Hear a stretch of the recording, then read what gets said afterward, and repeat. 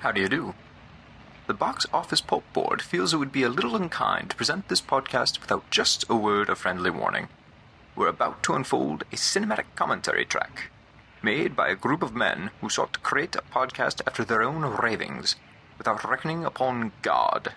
It is one of the strangest tales ever told.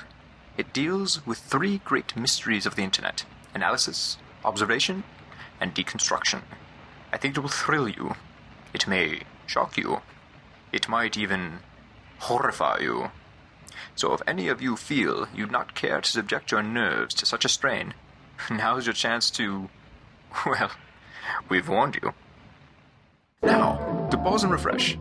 For your convenience, we have an attractive refreshment stand in the lobby, with buttered popcorn, golden good and hot from the popper, your favorite candies, wholesome and rich, plus delicious Dr. Pepper, so bright and bracing with a tang and tingle unmatched by any other beverage. Enjoy an ice-cold Dr. Pepper at our beverage stand right now, and then return to fully appreciate this BOP and a movie commentary track. Enjoy.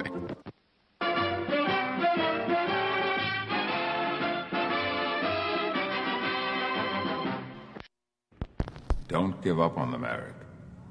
What would you have me do, Charles? I've heard these arguments before. It was a long time ago.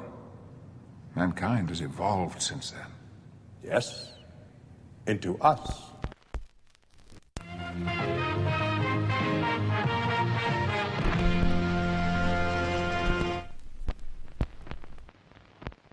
Hello, ladies and gentlemen. Welcome to Box Office Pulp, your one-stop podcast for movies, madness, moxie, and tonight, mutations. The BOP Crew is kicking off a commentary series for the X-Men movies, well, because, there's one last non-Disney X-Men coming out here, finally. Did you guys ever actually think we were going to get the New Mutants? It was hairy there for a moment. I really thought it was just going to sit on a shelf forever and then someday leak onto Disney Plus and no one know what to do with it. About the legend that would build there. It'd be neat, yeah, everyone would freak out. What if they took a Cloverfield approach and after the Super Bowl they're like, the New Mutants, go find it now, it's on Disney. Anyways, I'm your host Cody. Joining me for this Bop and Movie are my co-host Mike. Say hello, Mike. Physics. And Jamie. Say hello, Jamie. The first time I kissed a boy, he was in a coma for 9 months, but that was unrelated to any abilities. He just had a tumor. Oh, I thought you blew him so hard, like Scott Thompson pretending to be that angel in that Kids in the Hall sketch. There's some wonderful deep cuts. Thank you. Extend the commentary there before. Thank you. Thank no you. one actually needs to listen to us talk about X-Men now. We're done. Anyways, folks, we're going to be providing a commentary for 2000's X-Men, the first one, the original. Ridiculous CGI credit scene. We are launched into it immediately. Glowy, luminescent 20th Century Fox logo from the trailers. That was always weird. No one knew what a superhero movie was. That was the best part of the marketing for X-Men. We just have to throw some space shit in here. If it didn't have Batman in it, no one knew how to market it or make it. It's the best part of X-Men. Right. The official drink for tonight. I don't know how to segue into this. Just back to booze. Typically, if you listened to one of these commentaries before, I give you an official Box Office Pulp drink to drink along with the commentary. In this case, I had one written out. I'm like, this is the perfect Wolverine drink. And then I realized, if we keep doing these commentary series, eventually I'm going to have to do 3 different Wolverine drinks, and I don't want to give one away now. So last minute I had to scrap my drink. Also, I spent hours last night just drinking rum and playing video games, and the thought of more alcohol right now makes me want to vomit. So, for tonight's drink, the official drink of Box Office Pulp is Canada Dry Ginger Ale. Instructions. Fuck you. Pop that can open and have a nice drink. Now, would you say you're as disgusted by alcohol currently as Senator Kelly is by the mutant agenda? Oh no, I can't hate alcohol that much. I'm gonna drink later tonight. So it's a fleeting fancy. You're just looking at some malt liquor in your refrigerator right now, going, "Oh, I can't hate and fear you, buddy." I got 2 very fancy rums yesterday. I got to use them eventually. So, anyways, folks, I hope you're enjoying a nice Canada Dry ginger ale. I also have some Gatorade, but you do you. Whatever sounds good. I mean, this would be the tie-in, like, for the marketing of X-Men, so I guess that makes sense. I also like the idea of the official drink for X-Men being like the most boring, plain human drink possible. A regular drink for a regular man. That's how I always order ginger ale when I'm on the airplane. Just the they friends of humanity sitting around, sipping Canada Dry. Enjoying how dormant their X genes are. Fucking cucks. I enjoy having a normal-sized tongue, thank you very much. Yeah, where's our Friends of Humanity Netflix show? It's going to be a good one. We're already on Friends of Humanity, so this is going to be a hell of a thing. This is stupid. Let's get to the movie. Fucking nerds. Nerds! Folks, if you've never listened to a commentary before, hello! The year is 2020. I don't know where you came from. What we're going to do is watch the movie and talk over it, and if you would like to do the same, well, it's a free country, kinda, so go ahead. Mike's going to give you a countdown in just a moment and start the film. So on your end, you can actually pause the podcast, get out your DVD or Blu-ray, and go prep yourself. Or not. You can just listen to this as a very long podcast. It's your life. Again, I don't want to make your choices for you. I think that about covers it. Mike, do you want to start us off? I just want to say that technically we are recording this commentary in the near future. That nebulous, who knows what year? Which I think, judging by the sequels, was like 6 months after the movie was released. So when they say not too distant future, they mean not too distant. It was the far-flung future of, I actually think, 1997. Went backwards. Anyway, I'm going to count to 3. After I say 3, we're going to press play. 1, 2, 3. Bam! Give me them X-Men. Goodbye, 20th Century Fox logo. I'll miss you. At least the fanfare's still there. You'll always be in my heart. See, I'd be perfectly fine with them changing this going forward if the fanfare was Ralph doing it from the Simpsons movie. Just in front of every Alien movie from now on. I really appreciate that little extra glowing X on the Fox logo. They still had to get clearance for. They're so protective of the logo. They're like, no. Corporate's got to approve that. I don't know if the X can stay on there for 0.2 seconds more. I remember being in the theater, seeing the X stay there for a second. It just made me so excited. I don't know why. That was made specifically to make 12-year-olds go, I'm watching an X-Men!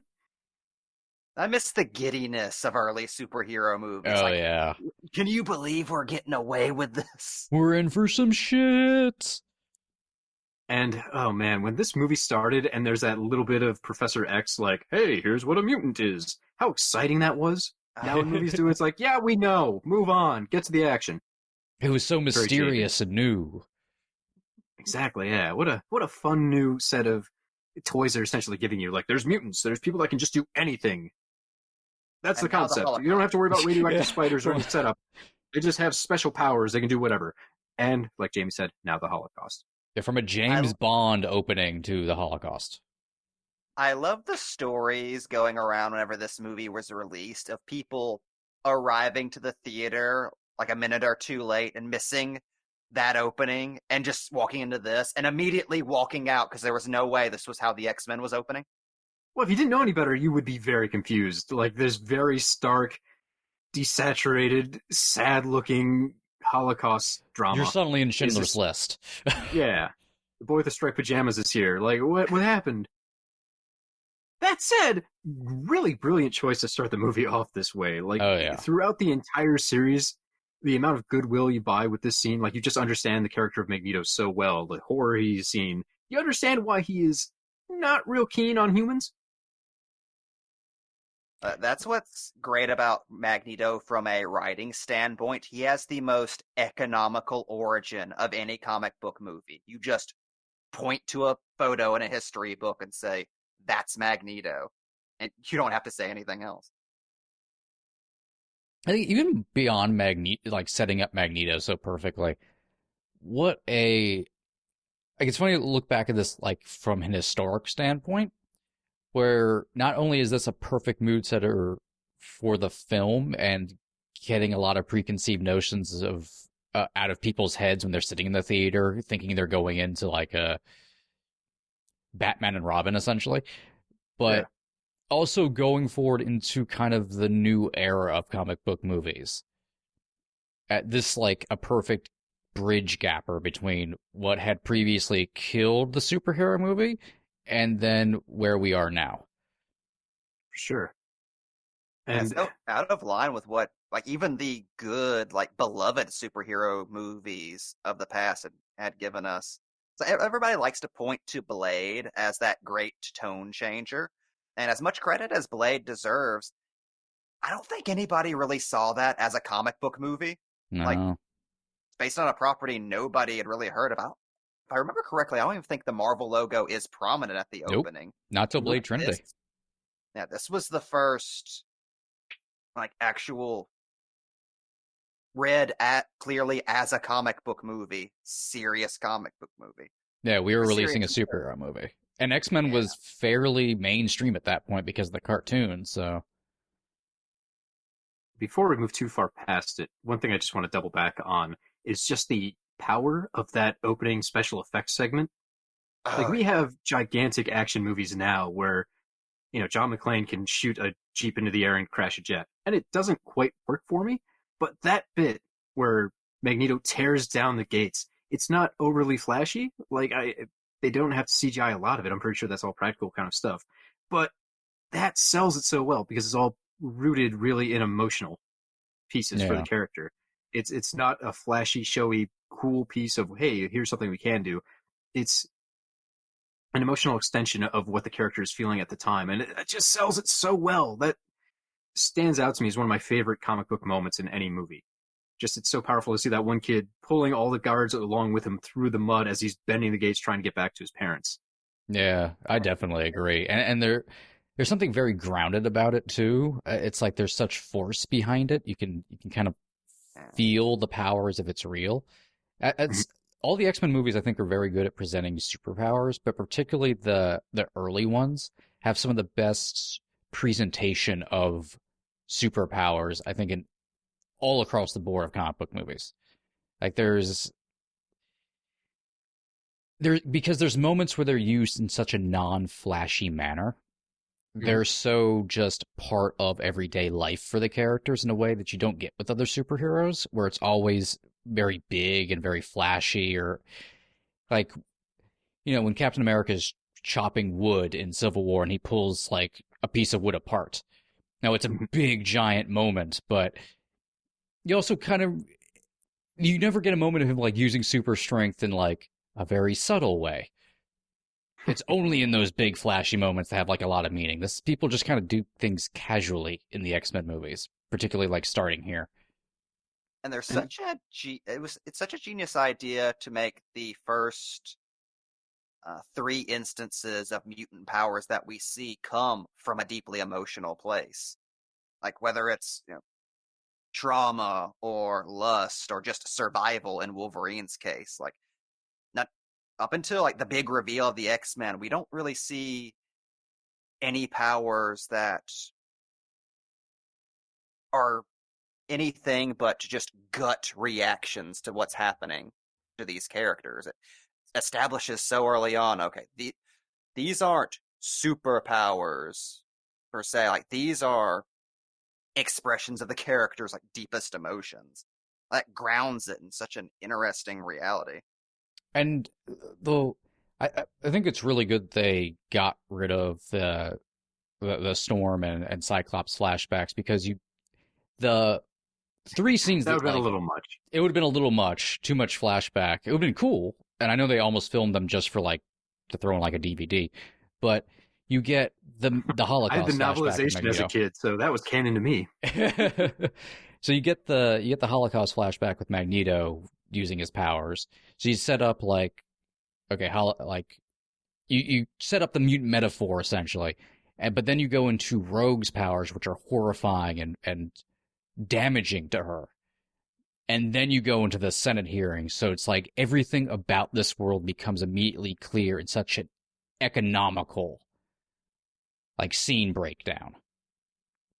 I don't know. I would have loved it if we went right from Rogue to a Jurassic Park animation of how mutation works playing behind you on a giant TV, which exists somewhere. I would give I want to see it so bad. And it's actually by the studio that did the fucking animation from Jurassic Park, because they specifically wanted that tone. I'm DNA. And if you do the original script before the budget cuts, and it's Beast standing there, it'll blow your fucking hair back. All right, we've gone way past one little minor point I wanted to make, but in the Rogue scene, I absolutely love the little bit of character that's added to the scene with the mother practicing the piano. Oh yeah, and how she trails off when Rogue screams, discovering her powers. It's a completely unnecessary addition to the scene, but it has stuck with me for all these years as just a wonderful little bit of filmmaking. Just that trill as the piano, goes off when they're like, what the hell's happening upstairs? Just a little bit of flavor that builds on this movie. One thing that kind of weirds me out when people discuss the X-Men films is how many folks say the first two are pretty much unwatchable now. And I don't quite agree with that. There's definitely parts that have been dated, especially if you look at some of the CGI and maybe some of the choreography. But altogether, there is still a lot to appreciate and enjoy in these films. I say this without having done my X-Men 2 rewatch for the next commentary, so maybe I'll be wrong there. But X-Men 1, I still stand by. X-Men 2 was the template for making superhero movies till the Avengers premiered. Yeah, all the early MCU movies just kind of went off X2, X-Men United. Also, this is the voice of Beast, and I like to point that out every time. Because he kind of looks like Beast. I know. All right, I think what's most interesting about how this is in the near future, but God, I wish they just put a date on there. Just make the timeline even more confusing. I think during the novelization, or no, it was a prequel comic. Does put it in 2000. I always assumed the not too distant future thing has to be a studio note, right? Yeah, because they're so obsessed with trying to get it across that's a sci-fi movie or something. Yeah, there's no reason to even put that on there. Otherwise, when they're writing the script, they didn't think, "Oh, we need to let people know this is almost right now."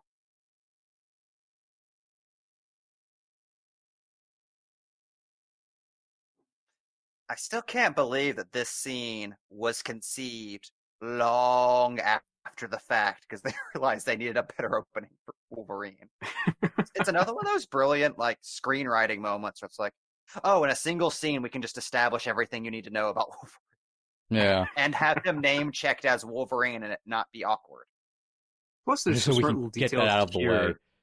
Like the special the sound effects for when Wolverine hits people or gets hit, you get that kind of metal thunk underlying things.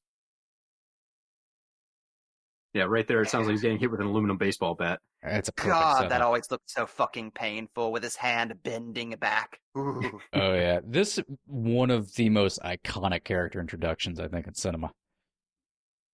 It's very weird watching like a young Hugh Jackman, considering he's with the role for so many years. It's not like he's in bad shape here, but it's freaky now when you go back and watch something like The Wolverine and he's just absolutely shredded. And this is him at his most shredded in the movie because this was shot this was one of the last things they shot, wasn't it? Yeah, this is I think the last thing, one of the last things Jackman shot. So I will always love that we got a movie called The Wolverine with a dramatic scene of Logan finally claiming, declaring once and for all that he is the Wolverine. Because that one line. There's some amazing moments of symmetry in this very convoluted franchise. I love stuff like that. Do you think when they bring Wolverine into the MCU, he's still going to be able to smoke cigars? No. Probably not, right? I mean, does he even smoke cigars? I'm trying to remember in some of the later X-Men movies. Like in Logan, does he smoke? Yep.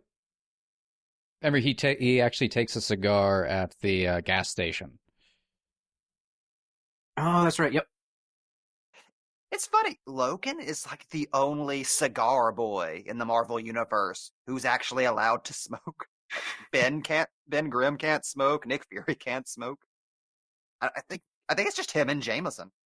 It works out for him. I think it's considering, because like, no his one lungs cares if regenerate. Jameson dies, and Logan can't. So there you go. It reminds me of Snyder being told on the set of Watchmen that only the comedian can smoke because he's a rapist. Okay then.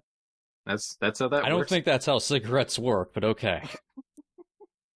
Oh, this was so cool in theaters. Just an absolute mind-bending effect for like a 10-year-old to see in theaters. Oh yeah, That they're it's real. coming out. Yeah. It's one of those things you take for granted because Wolverine is such a big part of modern pop culture. Like, in this moment, they had to very clearly explain how Wolverine's weird-ass random powers work. Because fucking claws coming out of the gaps between his knuckles is actually kind of a weird concept if you're not acclimated to it. Oh yeah. If Yeah. you didn't know jack shit about the X-Men, you'd be like, why does he have bits of metal that can shoot out of his body, and he stabs people with them? Why is that a thing this character can do? Again, I kind of rag on the idea of the X-Men because it's just a carte blanche deal. Like, whatever, he can do this power or that power, or he can teleport, and this guy can alter reality, and this one can jump 50 feet in the air. There's obviously no real hard basis in science for any of it, so it's more like a fantasy. But if you're not familiar with that world and its rules, that can probably take you pretty far back. Like, it'd take a lot to wrap your head around the concept, I think. That's what I think is something funny about the facts. The thing that kickstarted the superhero genre, as it's modernly known, that became an actual genre instead of just this kind of like sideshow, like circus thing with the Batman movies and whatnot, is X-Men, the most complicated thing you could possibly fucking make. Well, I know one of the things that, like, from the movie's premiere onward, like, to this day, that's always rubbed a lot of hardcore fans the wrong way, is how scaled back and streamlined, especially the early X-Men movies are. But honestly, I feel like that was the shot in the arm both superhero movies and the X-Men comics needed. Because that almost immediately led to Morrison and his heavily streamlined X-Men run, which really brought them back to basics after years of very convoluted continuity for continuity's sake comics, especially in the late 90s. Yeah, this saved X-Men comic books, like in a big way. And I think it made it easier, even for non-X-Men properties, for the general audience to start to understand comic book storytelling and how the logic of superhero stories work. So this is streamlined, but that made it so, even the commentary, it's called out that X-Men 1 is kind of just a trailer for X-Men 2. It's like a proof of concept. And it's like the thing that gets all the exposition out of the way. Like, this is totally a, like, late Silver Age X-Men adventure. And then you get to X2, and that's just like a 80s X-Men, like just a normal fucking X-Men story. But this is, like, every little bit is like a puzzle piece, like being constructive. It's what's fascinating about listening to, like, the commentary track or going back to the behind the scenes stuff is you have to construct, like, how you show off their powers and each part of their powers and how their powers interact with the world and the superhero names and, like, why the superhero names kind of exist. That they're not, like, just sort of code names, but, like, mutant names are kind of like a concept. And, like, the building of the costume. It's why Magneto shows up in, like, a cloak and a hat, and then you see him, like, a red shirt with the helmet there to start, like, slowly establishing things. The X-Men nickname thing always kind of struck me as very odd in this universe, because Singer goes out of his way to establish this as a much more grounded kind of universe and get away from some of the flashier aspects of the comic. But they have to keep the names, because otherwise it wouldn't be X-Men. So you even get a scene in here where Wolverine kind of laughs about it, like, oh, what do they call you, Wheels? And it's a weird dig, because he's also called the Wolverine, and there's a guy named Cyclops. and Rogue. Everyone gets a weird nickname that doesn't quite feel at home in this universe, but I would be mad if they didn't have those names. And it sells you on it when the eye-rolling Han Solo character of this franchise fully accepts just calling everybody by their names by the end of the movie. Yeah. When you just have Okay. Wolverine going, Cyclops, you have a shot. It's like, okay, I'm there. They should have used this scene for like 1,000 different, just like public safety awareness ads. Like, click it or ticket, or you'll die through a window. And you'll suddenly be Australian right before the accident.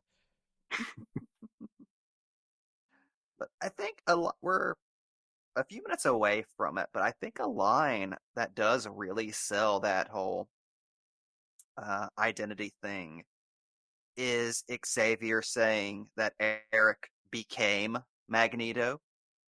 I think it's very important that that's a line that comes after Logan mocking the names. Because you can read that exchange afterwards as Xavier explaining the reasoning behind the code names without expressly doing that. Like, no, there is Eric and there is Magneto. Eric chooses to be Magneto. Our names represent what we choose to be in this movie that's all about identity. And really, this movie is pretty much the first time, at least in my recollection, that superheroes were treated as stories about identity, like in film. Something that's become a gigantic part of superhero media after this. Yeah. Like both seasons of Luke Cage are just superhero identities as metaphors for real life identity problems. The series.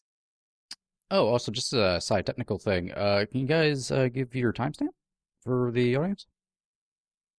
We are at Sure. 1:24:08. Okay. So here we have the introduction of Tyler Mane as Sabretooth, which, like, I really enjoy Tyler Mane as an actor. He's always like that huge physical imposing presence that you want from these kind of roles. But this version of Sabretooth has never really gelled for me.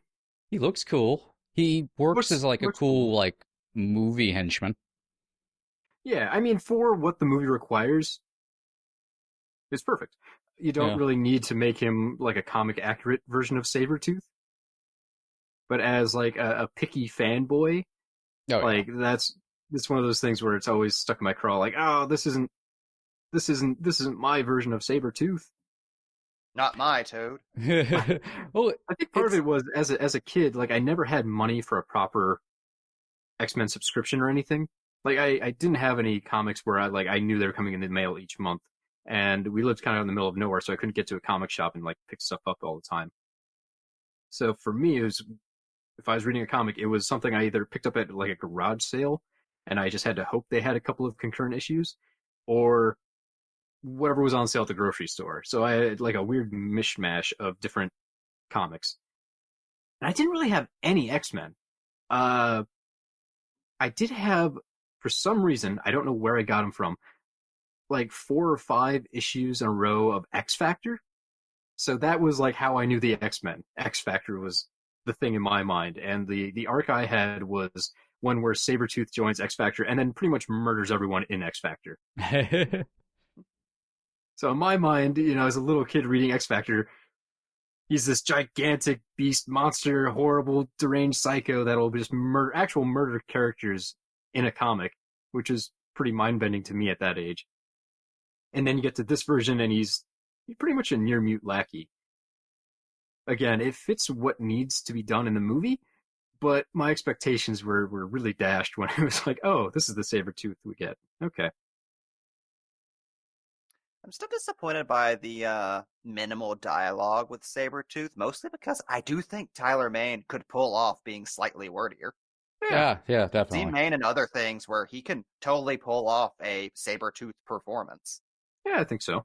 He would have been good as like a straight comic book Sabretooth. I did a little bit of homework. I had to look up the issues I had, and it turns out I had like X Factor issue 137 from 1997. If you look that comic up, the cover stayed with me for years. It's just this feral giant Sabretooth standing behind a character. I had to look up this character because I completely forgot about him. Trevor Chase playing with a yo-yo saying, "It's 10 p.m. Do you know where your parents are?" Which sounds cheesy, but in the previous issue, Sabretooth murdered that kid's parents. So that was fun. That was a nice little trip down memory lane for me. I should see if I can find those comics again. They're probably still sitting at my parents' place. God, the X-Men have so many halls of costumes in this basement. They have 2 for some reason. Do you think Professor X uses his abilities to steal money from people, and that's why this basement's so schwanky? Nazi gold. Like, he's obviously rich because he owns a mansion, but this seems excessive even for that. Shi'ar. No, you have to understand, Cody. When Charles Xavier was a boy, he feuded often with his wicked stepbrother, Kane. Now, just keep going. That's explaining. Explain to me the history of the X-Men, please. And how Kane gets his powers to become the Juggernaut. Somebody needs to do an edit of this where he opens up a door and just Emma Frost and Banshee are in there teaching the kids from Generation X. No, he opens the door and it's just their skeleton covered in cobwebs. Oh shit, we forgot to feed him. I am convinced that other costume case we saw in the hallway is just the original X-Men who died on a suicide mission. To Krakoa. Imagine if that's what they would have done as the prequel to this. Like, the intro section isn't Professor X telling us what mutants are. It's just a 5-minute clip of them flying to that planet or that island and all being murdered. It is Vulcan's fucking there. Canon. It is canon that actually happened. Xavier just killed the A-team of the X-Men. And Wolverine and all the others were just his second option. Because the X-Men needed to be more dark. Don't talk about Vulcan.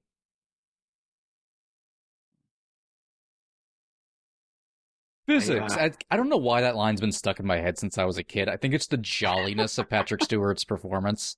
Physics. He was very excited for that line reading. Waited all day. It also, once again, gets a great part of exposition across that, no, this is just a normal school. Yeah, you pick it up pretty darn fast. Yeah. Boy, there's so much going on in this movie. Like, it moves so fast, I forget that it's not even hour 45, which the movie just speeds through so many things and it has so much setup work to do, but it doesn't feel like you're getting exposition dumped to death. Unfortunately for me, that means I have bypassed like the proper time to do my movie facts, so I'm just gonna cram those in here now, I guess. All right. X-Facts. X-Facts. Directed by Bryan Singer. And boy, that's a guy. I guess for people who haven't been paying attention, Bryan Singer has a lot of allegations against him. I don't plan on really bringing those up in the show in any sort of detail. And I understand it might be difficult for people to appraise and enjoy this movie, knowing, the guy could be pretty horrible.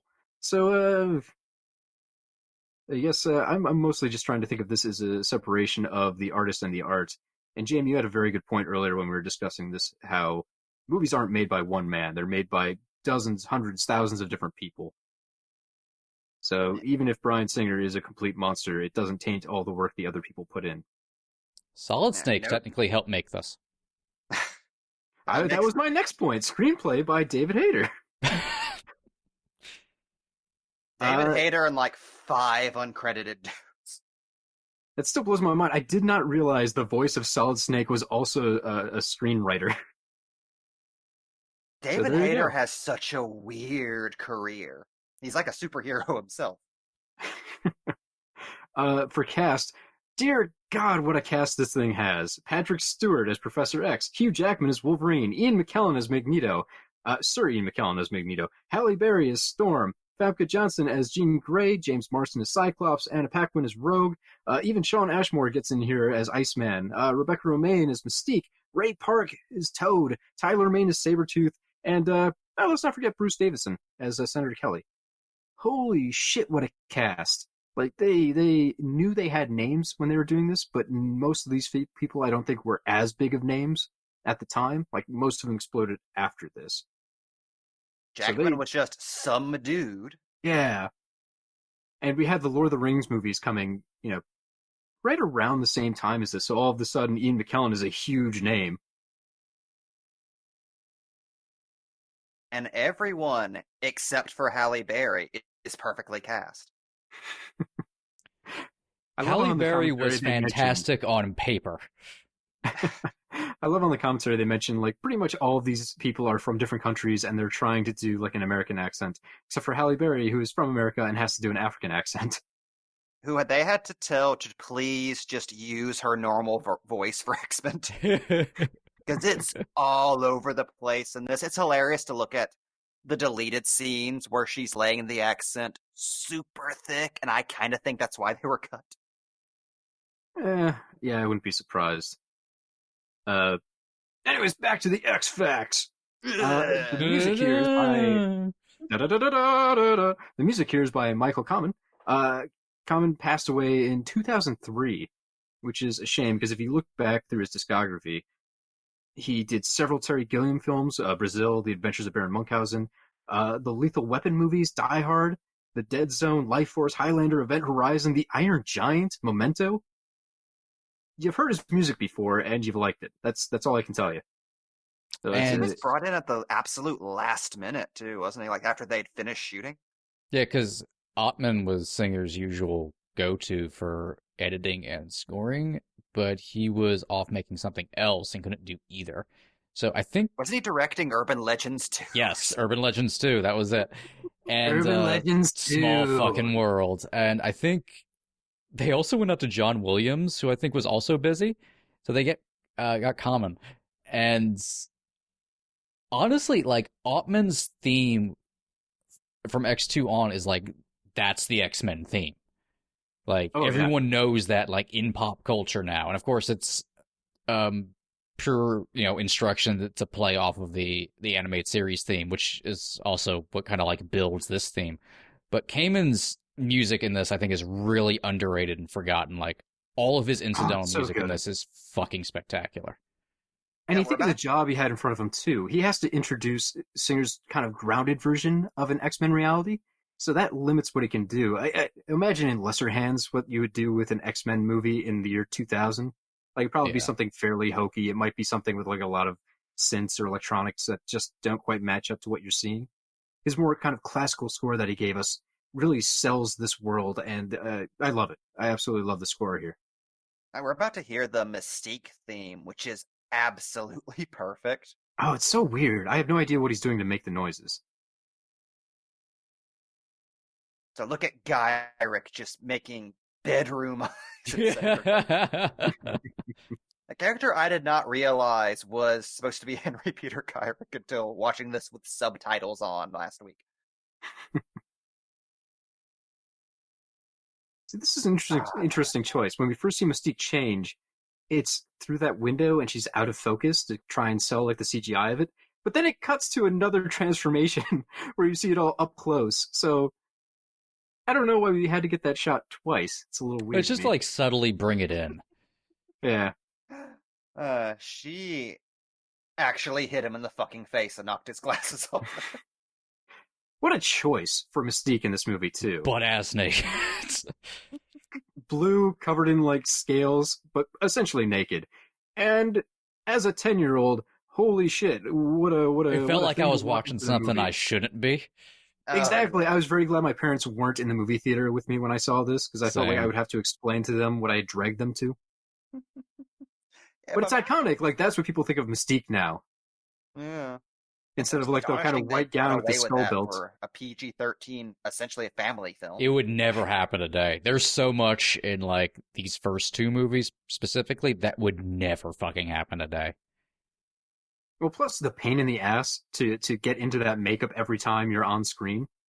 If you think of, like, most movie characters that have some prosthetics, they can hide a lot of that because it's like, oh, whatever, his chest doesn't need to be made up today because it's underneath the shirt. We don't have to paint him red. Mystique, always naked, always have to be painted totally blue unless she's going to do her shape-shifting thing. And they Just could in a really, living huge pain in hell. the ass. and they couldn't even really film with her like 2 days in a row unless they absolutely had to. Yeah, there was a story Rebecca Romaine told. I don't know if it happened on the set of this or X2, where her stunt double farted and it just created a giant bubble on her ass because that's how skin tight the movie was. And they had to Jesus. shut down production to deal with that. You would think like a pin would be enough to fix that problem. You think? No, they had to squeeze it out, like roll it up Oh, her back God. and squeeze it out of a pocket in her shoulder. Jesus Christ. At that point, just kill the poor woman. And that's why Jennifer Lawrence just wore Mystique-colored pants in her movies.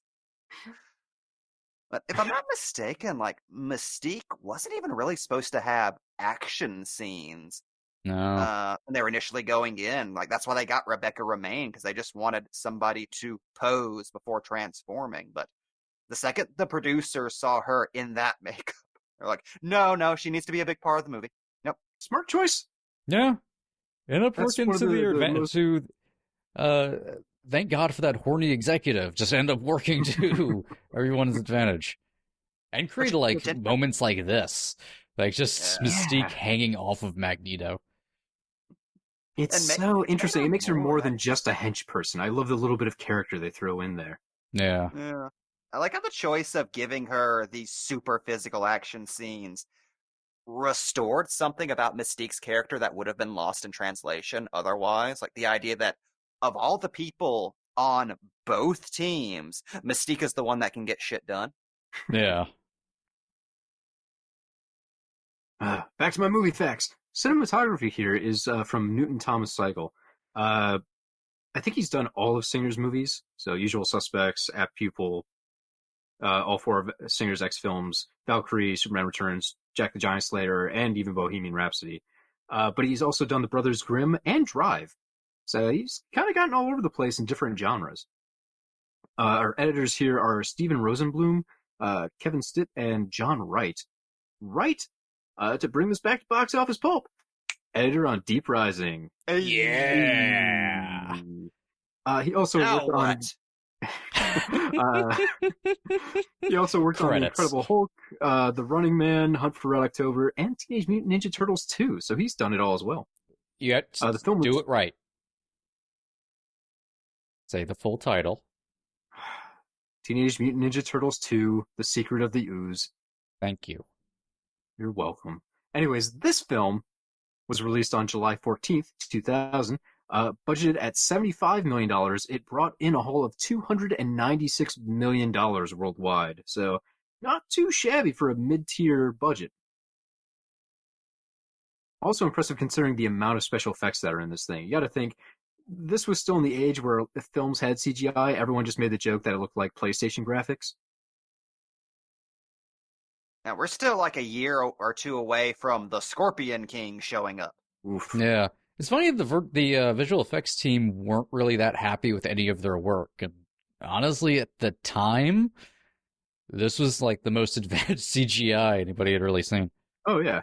Yeah, Wolverine whooping across the spike on the Statue of Liberty is hilarious now, but I remember seeing that in the theater and my eyes melting. Oh, holy shit. We'll talk about that when it comes up, but that was huge for me as a kid. Yeah. But in this movie, I think the CGI has helped because they're otherworldly effects. They're not necessarily trying to be super, super realistic, which is kind of funny considering the tone of the movie is trying to be a little more on the real side. But you think, like, in that past scene when we saw that white glow cover the entire area, it doesn't feel like they're trying to do an earthly effect, which Yeah. helps. Yeah. Some of the other parts don't fare as well, like when Wolverine cuts apart that guy's shotgun at the start of the film, and the pellets from the shotgun fall out. That looks a little rough, but considering the age of the movie, I don't hold too much against it. There's Hey, look, also it's a a piece of good continuity like, they actually held mostly to. yeah. There's Also, a good mix between practical and CGI that I think sells a lot of the CGI effects. Oh, for sure. That made Marston very happy because randomly he is like very passionate about practical effects and did not want this movie to be CGI bullshit. He demanded on that rabbit movie he worked on that they actually breed some sort of horrible mutation monster rabbit for him to act against. From the same lab they built Sonic. Oh, God. Ugh. I love Marsden, and I wish he was a bigger deal. He's fantastic in Sex Drive. Oh, God, as the greatest douchebag big brother in movie history. Gotta do like a Love the Bombs on Sex Drive sometime. Oh, yeah. I adore that movie. That so is good. the sweetest sex comedy you've ever seen. It really is a shame that Cyclops is a character not really given all that much to do in any of the X films. Like, they try and bring the character back in for the First Class films, and even then, it doesn't make a huge impact. Even here, we kind of get a love triangle between Jean Grey and Wolverine and Cyclops, and I can't tell you why. Like, I have no idea why Jean Grey and Cyclops are together. We don't really get any scenes of them showing any sort of chemistry with each other, or attachment, or reason to love each other. Except that one that was cut out.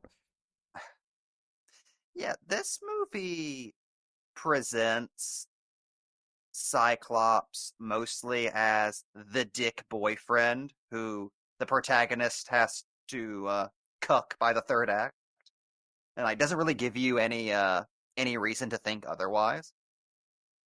I could see a lot of uninitiated people watching this movie and just assuming Cyclops was going to end up being a Brotherhood spy or something.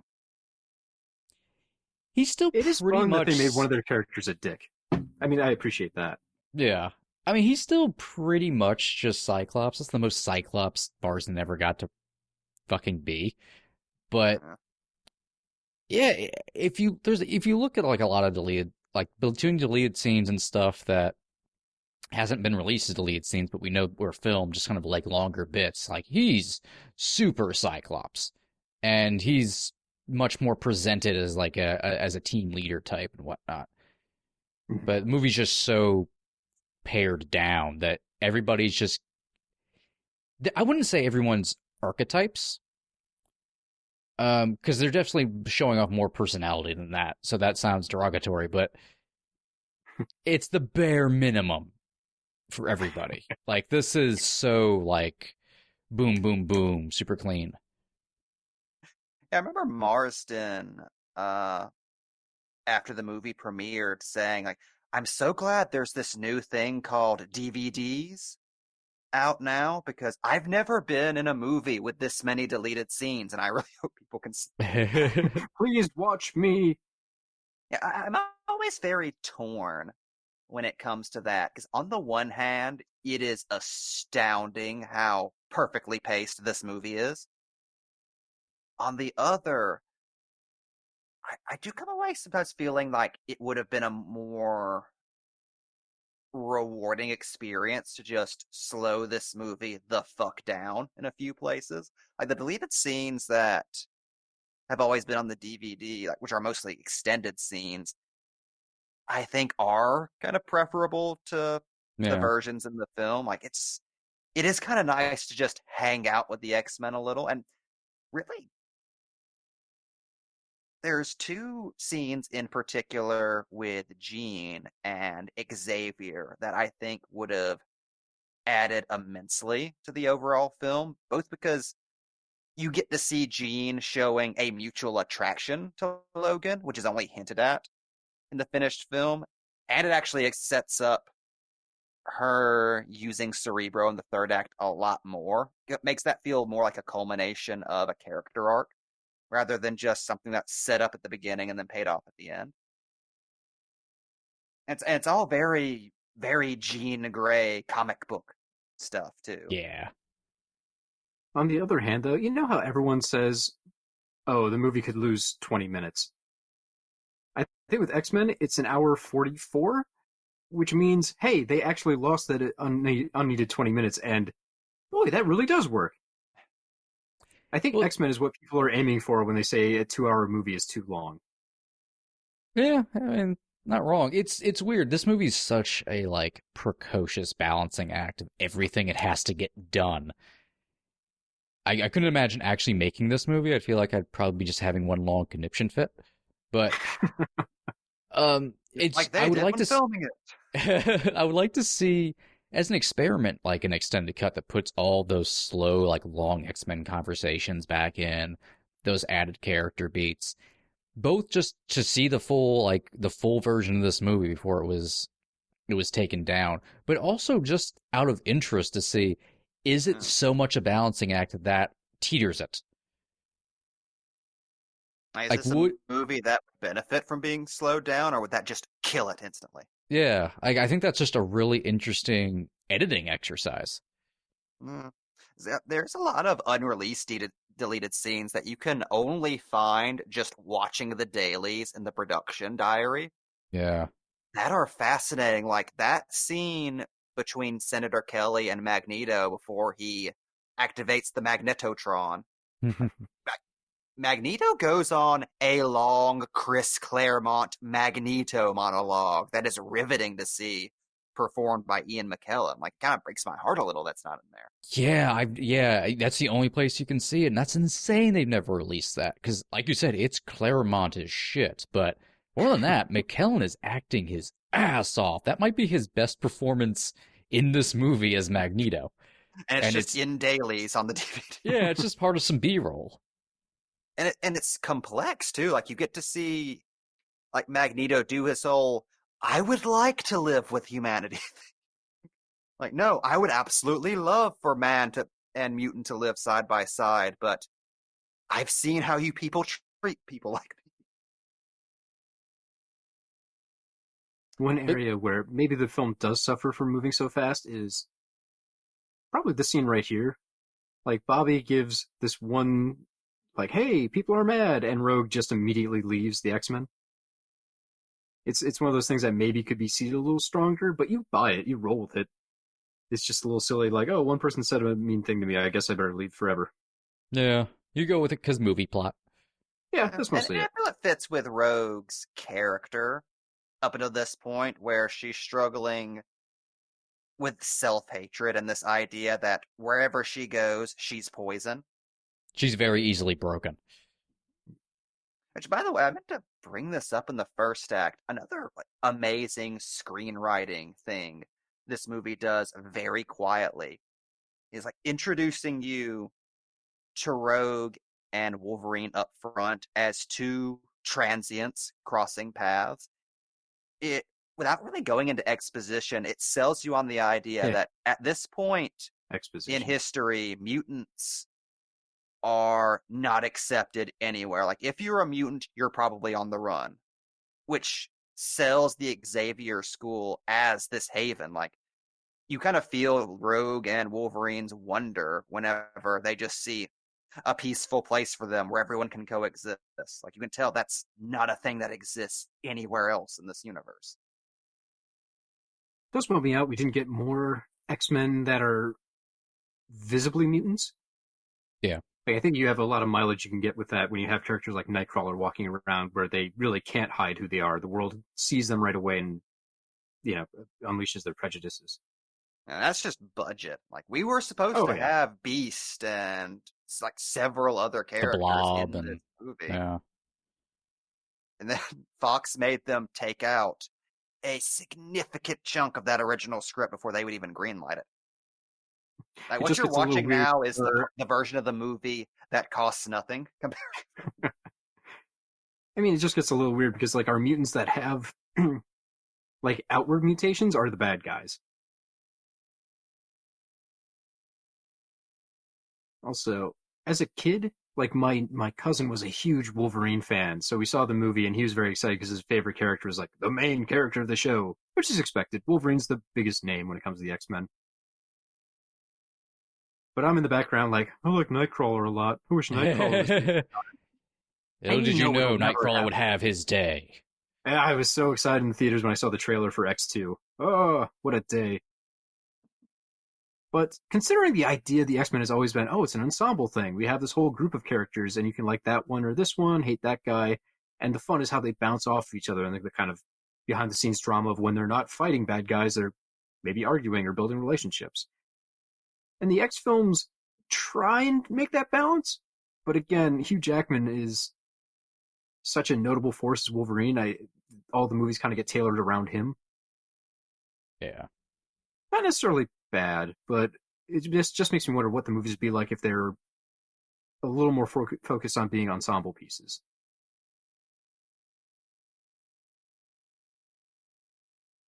Go back to Rogue for a minute. Looks weird. Oh, yeah. I'm sorry. Just Marston looks so weird with just the visor and regular clothes. Oh, and then those, the X-Men 1 visor. Pretty rough. But going back to Rogue for a minute, there's been always a lot of complaints for, like, movie Rogue. And, of course, she's more based on early Rogue before the Miss Marvel powers, which I think goes over people's heads because of the X-Men the Animated Series. But people also, particularly in this movie, like, she's such a damsel and whatnot, but it's something I appreciate about Rogue's portrayal of actually having her act and treated as a child. Like, there's no, unlike a Jubilee or a Kitty Pryde, who obviously she's an amalgamation of, she doesn't really have much of a call to action or anything like that. Like, she never goes forward in that way. She's just more, I think it sells a lot about the universe and mutants that they're not all fucking superheroes. Besides, like, her powers being more of a curse type thing. Just no one, like, all because you're a mutant doesn't mean you are all of a sudden, like, having action scenes and shit. Like, she's just a child and wants to be a child, and she's, like, being taken even by other mutants because of what she is. Yeah. It sells you on how necessary the X-Men are. Yeah. Because when that concept's thrown at you, I imagine a lot of people's first thought is, right, so if everybody's got superpowers, why the hell do they need the X-Men looking out for them? Also, sets Rogue up for, in this movie, a solid arc for her to become more comic book Rogue-esque. Yeah. No, the goo. The goo! Not the mind poison.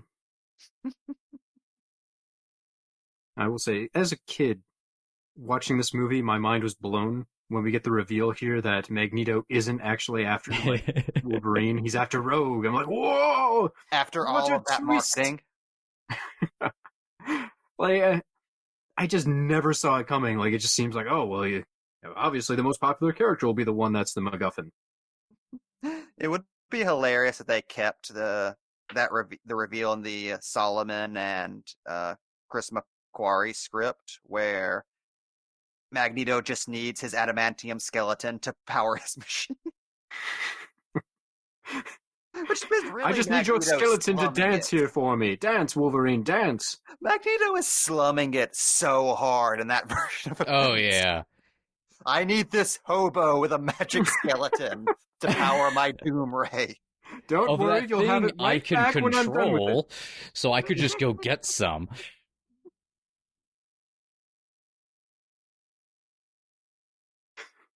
Thank God they changed it to Rogue. Jesus.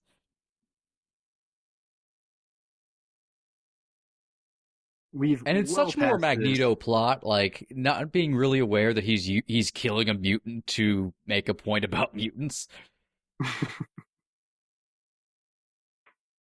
I love that little bit of hypocrisy. It's well, no, I'm more important than you are, so it's okay if I sacrifice you. I'm still needed for things. Don't make me kill myself on my super X-ray death device. We passed this by a long shot now, but I still want to go back to it. Senator Kelly pushing himself through the bars of his cage and then dropping into the ocean, only to emerge as a gill slime man. Ugh. Freaked me out. Very uncomfortable with that as a kid, yeah. Like, that was an amount of body horror I was not expecting in this film.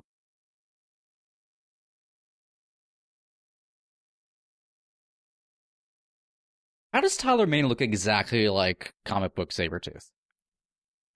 Like, it's fucking freaky to me. I know I was complaining before about Sabretooth, but I do appreciate the choice of when he says his lines, they're kind of whispered. Like that's a neat contrast to the big bulking aspect of his character. Yeah. And they go out of their way to kind of show that he's a bit of a simpleton. Like there's moments where he like kind of cocks his head and he doesn't understand how something happened, or like when he comes back after failing to grab Senator Kelly and he's just holding like a piece of his clothes, like, oh, I don't know what happened, boss. I was talking about this when we were joking about Toad the other day, which is Toad. I miss movies where even like the side villains with two lines were filled with personality and they were memorable and like you knew they were characters, and now it's like, oh, Crossbones blew up in the first act. I had a Toad action figure. I remember getting the novelization of the film to find out what happened to Toad after the end battle, if he was really dead or not. Honestly, I think the closest modern equivalent I could think of that is, ironically, Alexander Pierce in Logan, Yeah. who's ultimately just a henchman, but you remember that fucking character.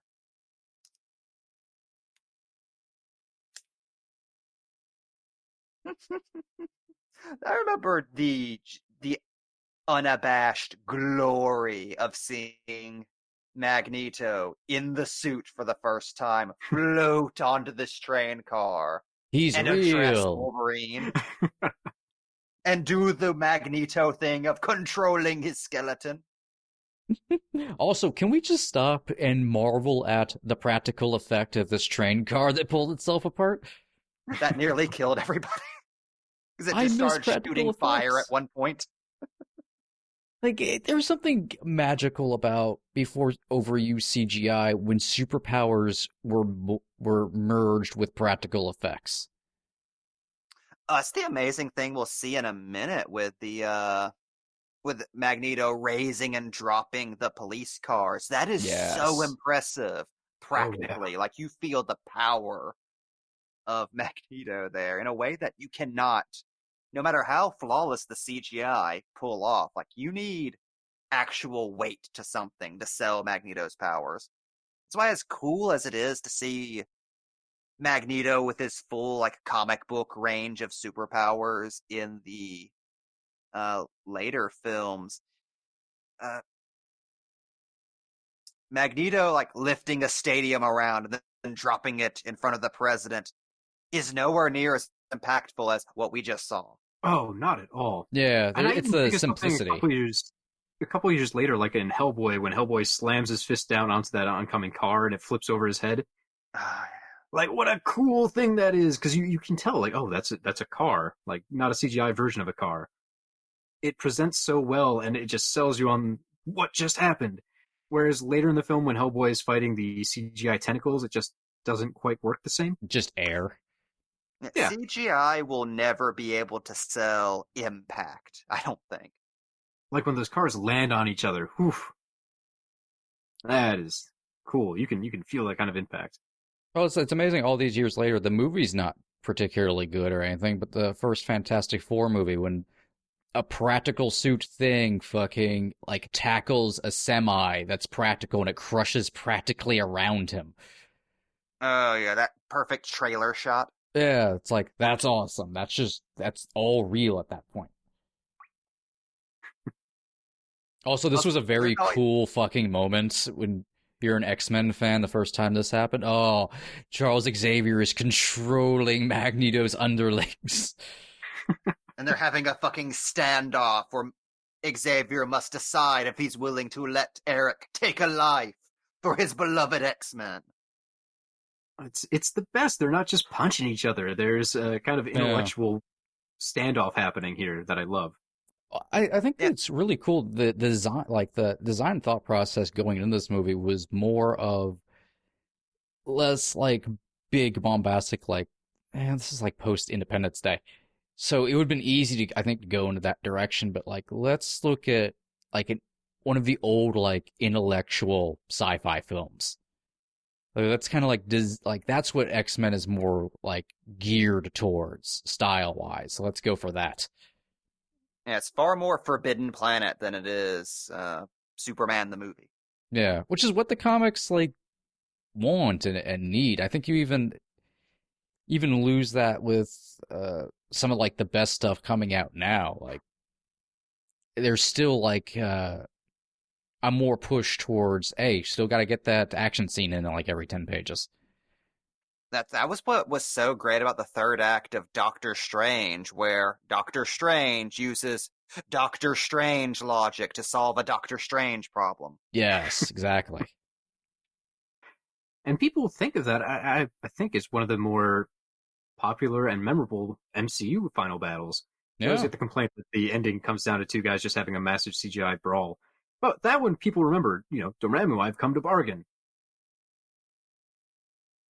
I think that I says a don't think lot. that would have worked here if Wolverine just comes in and says, Magneto, I've come to bargain, and then just has his metal skeleton pulled out. But If this was written by Grant Morrison. It just becomes Fatal Attractions. Just rips out the adamantium. Oh!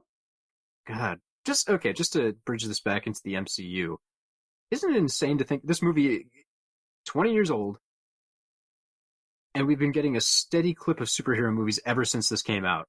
Mostly because this was very successful.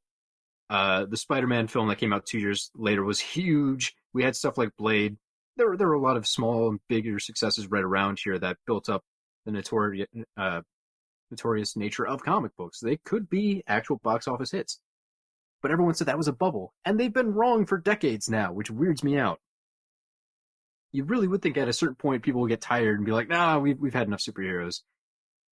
But considering how much money things like Endgame have made, Captain Marvel, Black Panther, and the latest Spider-Man have all made over $1 billion worldwide, people don't seem to be tired of superheroes in the slightest.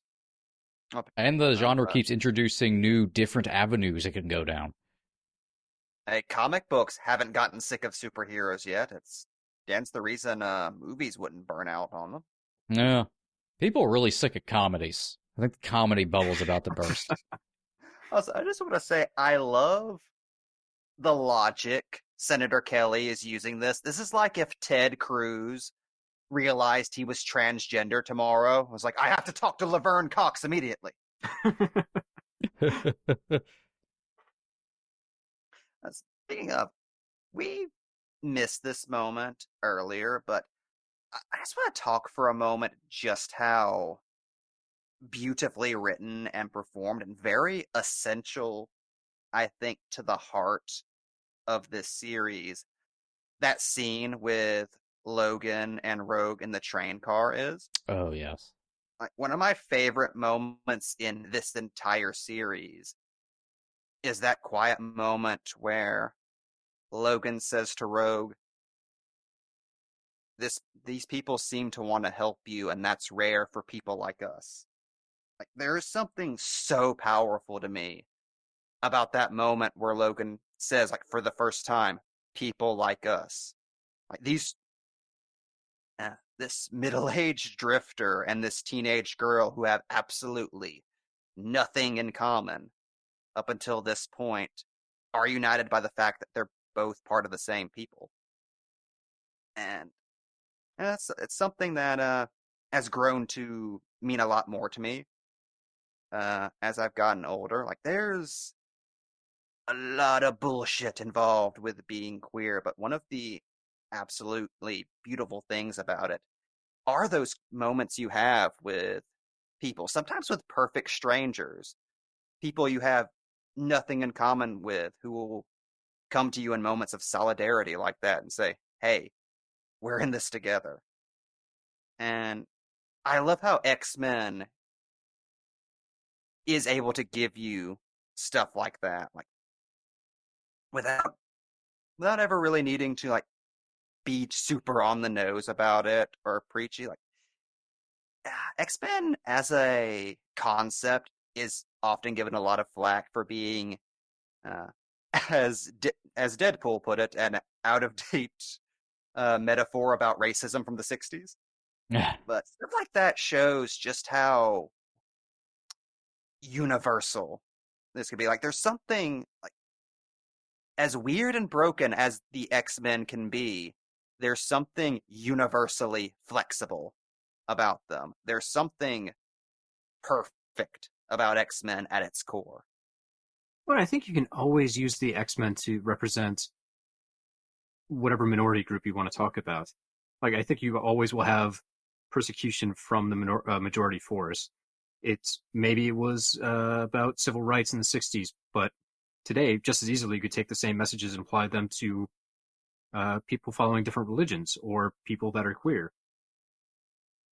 Magneto, in particular, is unfortunately an evergreen and constantly relevant character. Yeah.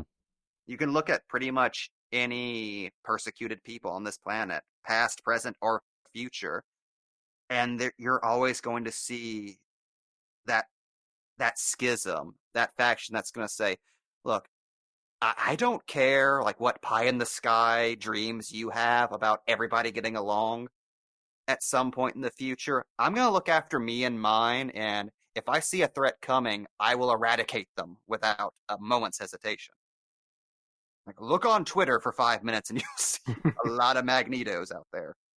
Well, that's the thing. Yeah, we have two very different viewpoints on how to deal with their situation in Magneto and Xavier, which is great. You kind of get that both sides because, like you said, in any situation, if you think about resistance or support, no one's going to be of the same mind. You'll kind of break down different camps, and those camps, even though they're on the same side, won't necessarily agree with each other and might turn to infighting. Frequently does. Twitter is terrible. Twitter is just stupid X-Men. My power is I can Ultimate express thoughts X-Men? in small blurbs. Pretty much. It has the tone of Ultimate X-Men. Speaking of stupid, Xavier spinning around going, oh, and then falling out of his wheelchair is the funniest fucking thing. That's the moment he became Professor X. His first Oh. You are driving me insane. God, I love this speech by Cyclops to Xavier. That's such a great, like, perfect encapsulation of Scott, too. Like, as shortchanged as Scott is in this movie, you almost don't have to say anything else about Cyclops. Like, that's the character in a nutshell. Yeah. Xavier is his father. The X-Men are his family. All he cares about is being worthy of taking care of this family the day eventually the father's not there anymore. How annoyed do you think Patrick Stewart was that when he had to play Comatose, they had him keep his eyes open? I think he just was excited he got to show off his chest hair. I've been working on this for you. Stewart has a mane. If I ever play a Comatose in a film or something, I really hope they just allow me to act like I'm dead. Just lay down. Don't worry about the breathing thing. Just close your eyes. Take a nap. That's perfectly fine. Don't act. Yeah, it's a shame right before he landed into this coma. He had all of his skin replaced with plastic. I know he doesn't look real, but he's real. That's his mutant power. He's the living mannequin when he's sleeping. So I love how the Brotherhood is the supervillain team where every member is the mute assassin. A team composed entirely of odd jobs. That's why they're so efficient. Can't argue if you don't talk.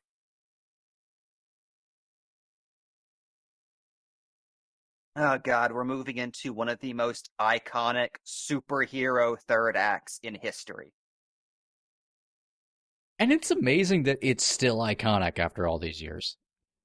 For all of its simplicity and, it's not particularly bombastic or this huge scale, but... Yeah, it's a nice bit of symbology that they actually have to fight over their ideologies on the goddamn Statue of Liberty. Like, yes. It's pretty on the nose, but it gets the point across. And the X-Men and the Brotherhood have conflicting feelings on what that statue means. It's amazing that years, decades later, you can have Jackman tell Patrick Stewart Liberty Island was a long time ago. And that sends a silent wave of recognition through the audience. Yeah. Wow, that really was their finest hour. That's why it's such a shame that I think so many. I use fan loosely here. Fans have decided to change the thoughts around this film, this series in general, but like, this film in particular, this is just, this old thing. It wasn't X-Men, which is kind of hilarious when I think actually it becomes more X-Men with time when you have less of an idea in your head of what the X-Men are based around like the particular time this movie came out. Mike, they're not wearing yellow and blue uniforms. It's not right. No one's pointy at all.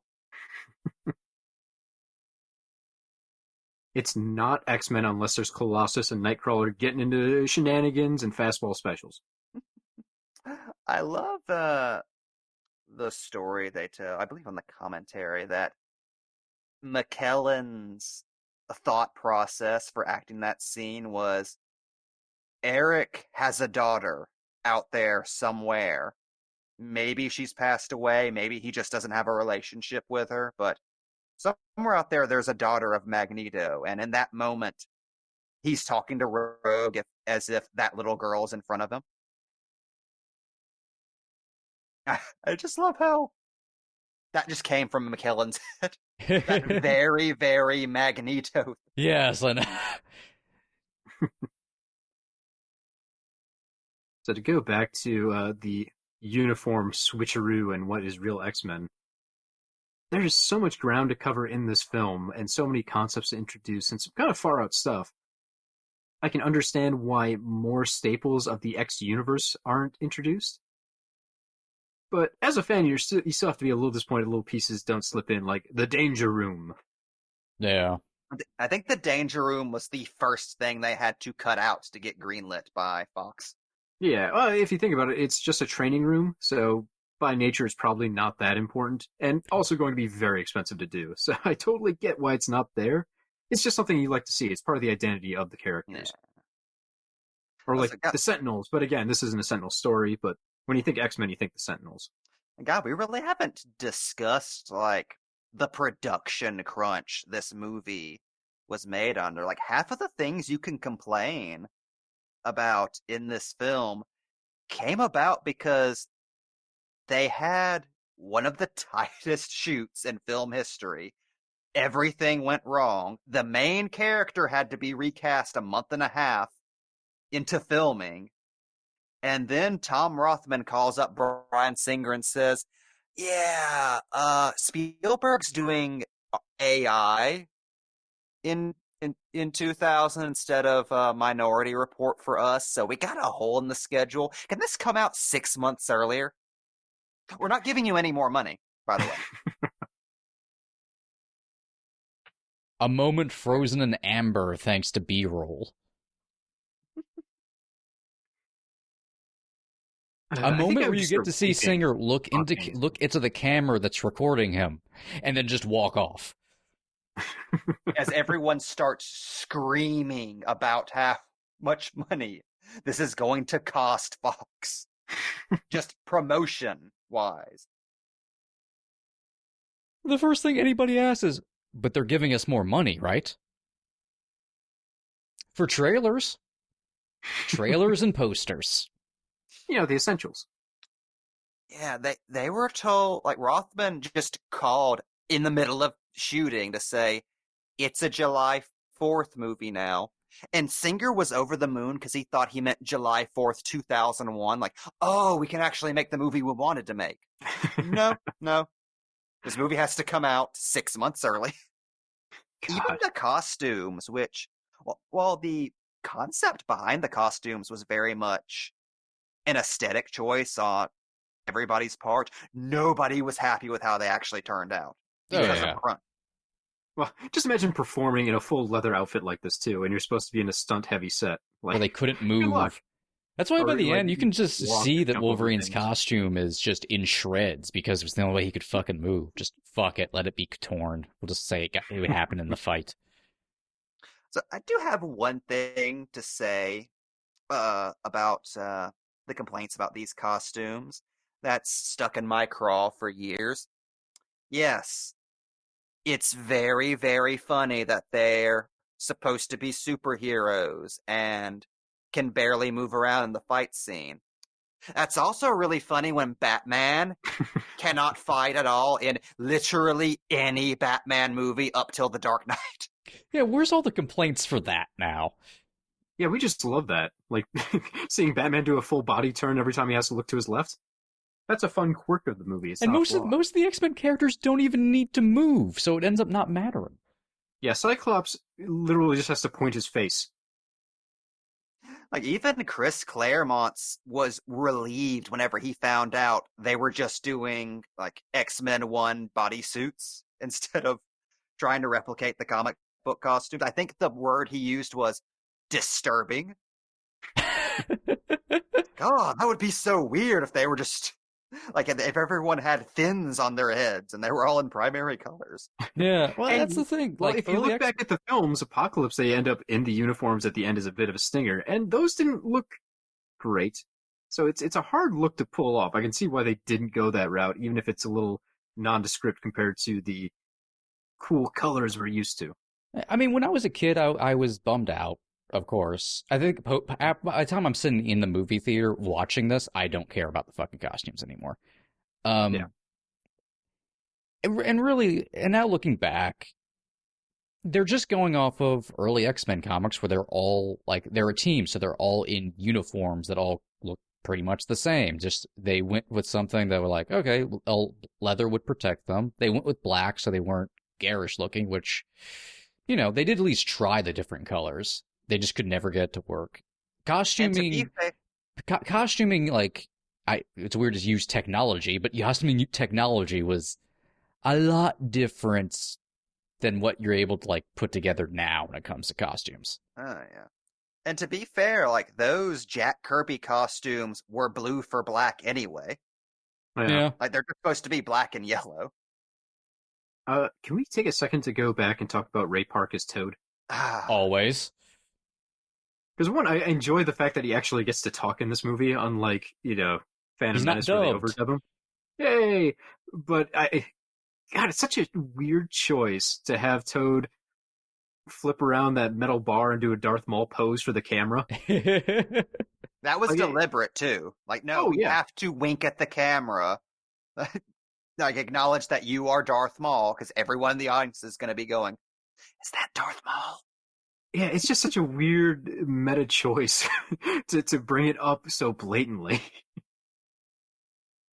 And I guess like the character is portrayed as a bit quirky in this film, you know, like he does the thing right before that, so it's not totally out of character that he might do some acrobatics and flips like that, but it still bothers me. And then it's teamed up with the kind of awkward edit to Cyclops blasting down a door.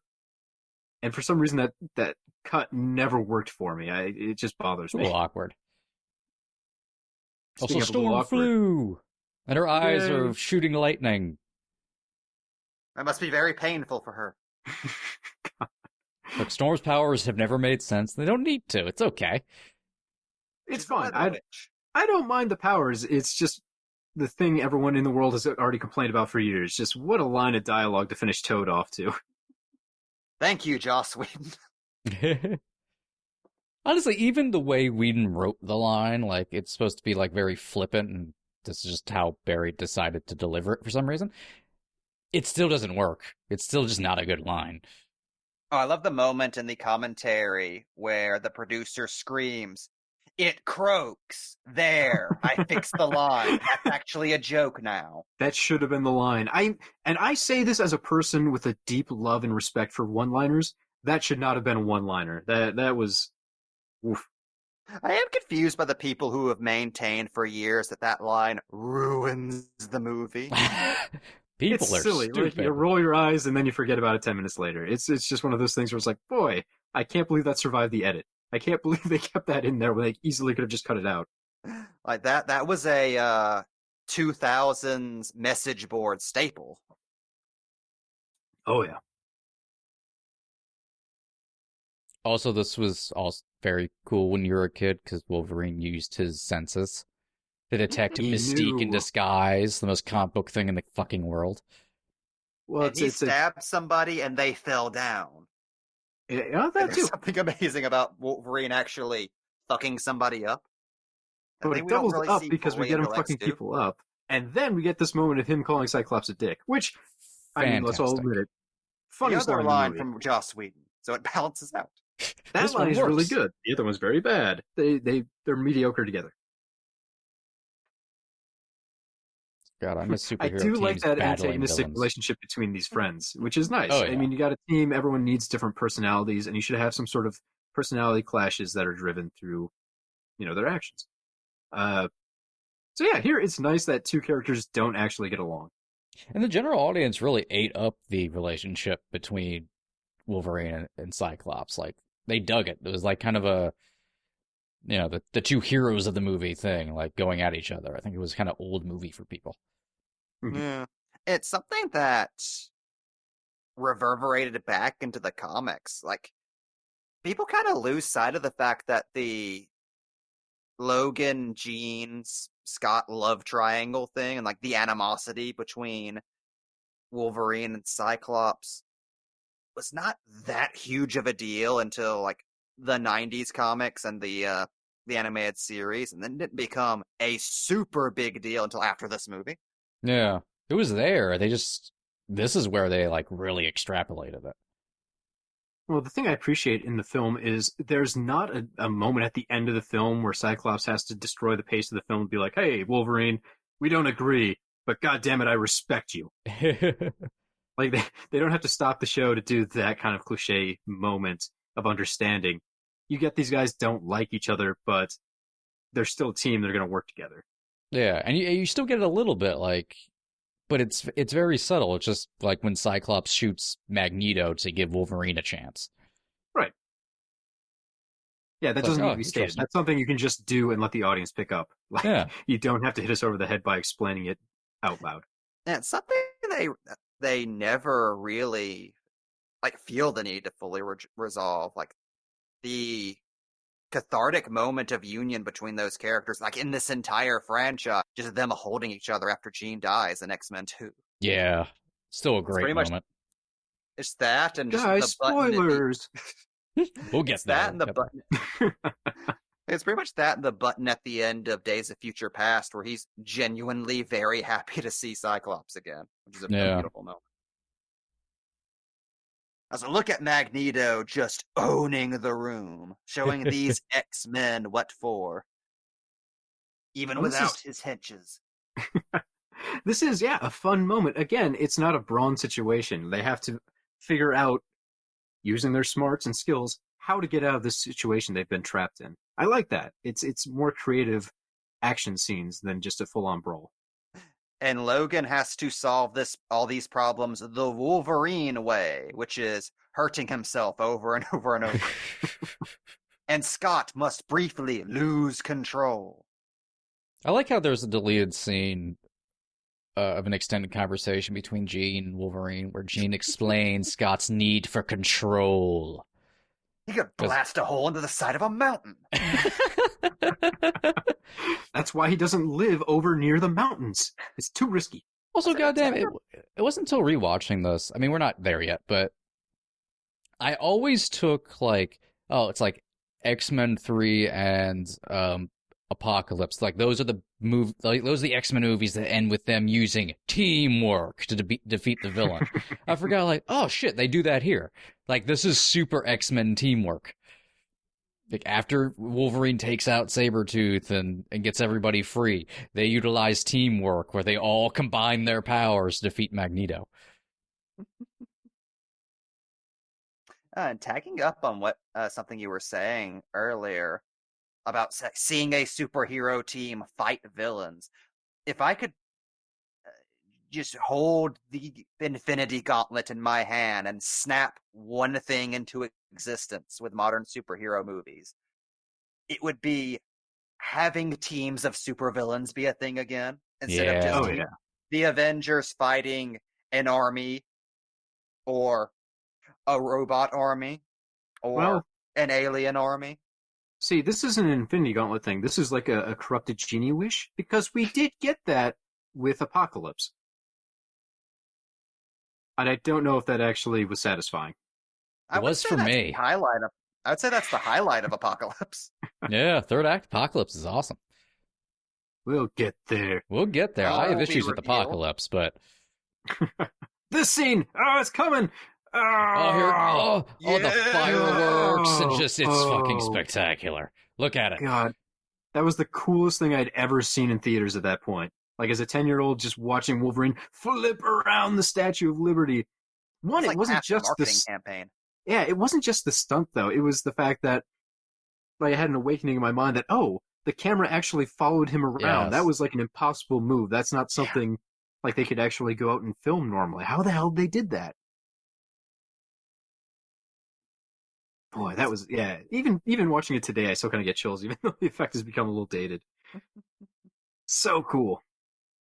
Also, I love how in this third act, Sabretooth is fulfilling the role that Blob usually fills in X-Men fights, where he's just a giant pin cushion for Wolverine's claws.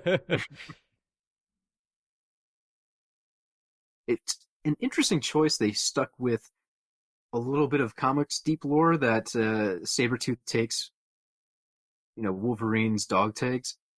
It's never really explained in the film at all, but it's just a neat little touch they threw in there that was probably confusing to other folks who didn't It's bother. weird to think that Sabretooth is going, oh, hey, it's my long-lost brother, James. Yeah, better not say anything to him. And Sabretooth is dead forever. Goodbye, Liev Schreiber. Yeah, like the McQuarrie script and whatnot had Sabretooth still know Wolverine and whatnot. I don't really know. I guess they just got pared down because they wanted to save a lot of, have Wolverine's memory be 100% blank, so anybody knowing who he is. So I think they still wanted to hint at Sabretooth knowing Wolverine, but didn't want to say it out loud. They probably had plans to have Sabretooth come back in some form. It just never fucking happened. I believe so. I'm going off 20-year-old memory, but I do believe Maine talked about, after the movie was done, that there had been at least discussions with him about coming back in X-Men 2 and being part of all the Weapon X stuff they had planned. Yeah. That'd have been neat. Toad, they have no excuse for. God damn it, why'd you leave behind? He was having flashbacks. He had to get therapy. I really, when the movie was being produced, X2 was being produced, I was following all the news to try and figure out, is Toad back? And is Mortimer Tone to be coming back? I want Sabretooth and I want Toad, god damn it. How are we denied a battle between Nightcrawler and Toad? Come on. Oh, We're made for each other. Flippin' shit. Being vaguely swashbuckling. Seriously, I don't mean to shit on modern superhero movies, and I'm not with this, but this is literally a ending moment coming down to Wolverine's gotta scratch something, and it's honestly more affecting than a lot of shit that comes out as far as third act moments go. Part of this is nice because we are getting a lot of reaction from people that are in harm's way. That helps a lot, yeah. A lot of action movies now are kind of in a bad spot where if you include random civilians getting just destroyed by superheroes doing their job, it puts everything in a bad light. So you don't include those people, and then other people get mad because those people aren't around, so it feels like there's no emotional stakes. I'll say it would have been hilarious if Cyclops just shot Logan in the back. It's like, took care of the guy trying to fuck my wife. I lost control. Then he puts on his sunglasses over his visor. Also, dramatic hair reveal here. Look, you people have seen the cartoon. We gotta let you know how that happened. Like how they decided to make her hair more comic books than it needed to be.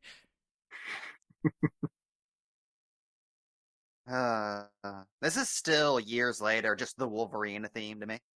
God, what a good piece of music. I remember this entire sequence reducing me to tears when I was watching this as a 10-year-old.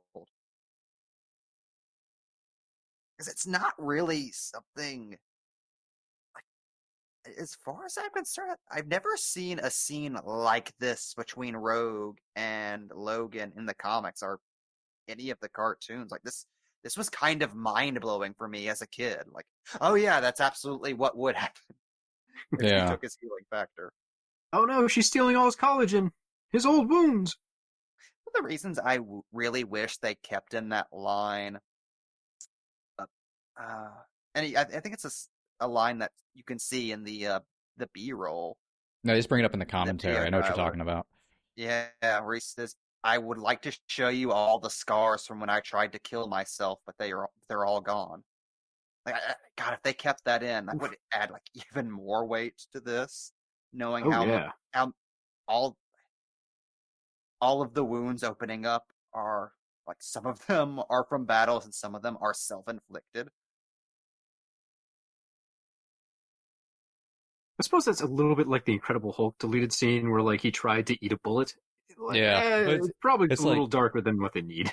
Yeah, considering they couldn't get in there in like 2008, that probably was not flying here either. And it would make such amazing symmetry with Logan, too. No. Though a lot of stuff that didn't make it into any of the finished films are still canon in the X-Men films, so... Hey, we finally got Cyclops losing control at the prom 20 years later. True. They should have given us like a Phantasm 4 kind of deal where they just took all the deleted footage and eventually wove it into another X-Men film later. That should have been the real X-Men Origins. Well, we've got a lot of this extra footage. That can make up like 30% of a film. Oh, also, we missed the origin of the Phoenix earlier. Which I remember that moment when I was a kid, seeing Jean be affected by the mutation machine and going, oh, are they going to do that? Could they? And her powers do powers do grow at an alarming rate in X-Men 2. They kind of Spoilers! Comic Come books. on! Well, you know, it's a series. We can allude. Also, could you imagine how much differently that scene between Rogue and Logan would have played if it was Doug Ray Scott? Just being a stoic. How much do you think... How popular do you think this series would be if Doug Ray Scott was Wolverine? I think Jackman being the sexiest / most charming man who ever lived was a significant factor in people falling in love with these movies. Could not imagine... I don't even mean to, like, shit on Doug Ray Scott as, like, an actor. I just could not... I think he would have made a good Wolverine if it was, like, a 90s B-movie superhero where everyone's just, like, their most basic of archetypes. Yeah. Where Wolverine was just the angry guy. Like, that, if it was just angry, like, Wolverine, he would have been good. Multifaceted actual comic book Wolverine? No. That's Hugh Jackman. And it's amazing to think Jackman owes his entire American career to Scott getting injured in a motorcycle accident while filming Mission Impossible 2. Oh, it was numerous things. It started with Eyes Wide Shut going long because Stanley Kubrick is insane. Which ended up making the filming of Mission Impossible 2 go long. Between that and him getting injured, there was absolutely no reason for them to keep him on as Wolverine. And he was contractually obligated to go back to Mission Impossible 2, but he had his Wolverine hair grown out, and he had to shave it, and it really just caused a lot of conflicts with the film. Plus, CGI was plastered over his head to try and get the look back, and it was too expensive. It's just amazing to think Jackman owes his stardom to multiple bad films happening to one other unrelated actor. Oh yeah, when we eventually do the Mission Impossible movies, like we have to stop just in the middle of 2 and just give thanks for that movie's craptitude, giving us X-Men. Thank you, Mission Impossible 2. Pour one out. Mission Impossible, the series that can give to superhero movies and take away from superhero movies whenever it feels like it. It creates, it destroys. Like Tom Cruise, it's an angry god. You know, at a certain point, Cyclops deserves to have his vehicles stolen if he's just not going to chain that fucking thing up. Like, he's just leaving the keys out there? The birth of one of the most iconic little bits. Just, these heroes will play chess against each other. Also, Magneto's in a gigantic plastic bubble prison.